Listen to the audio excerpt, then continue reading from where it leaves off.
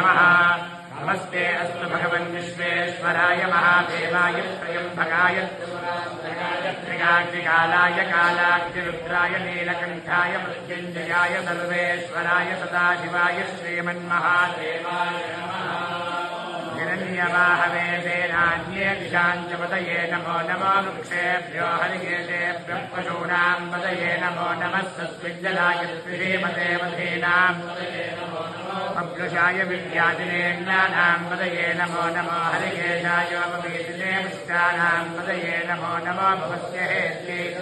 पतये नमो नमो रुद्राय ताविने क्षेत्राणां पतये नमो नमः सूताय पतये नमो नमो रोहिताय स्तपतये वृक्षाणां पतये नमो नमो देवादिजाय वृक्षाणां पतये नमो नमो भवन्तये पतये नमो नमः उच्चैर्घोषाय कन्दयते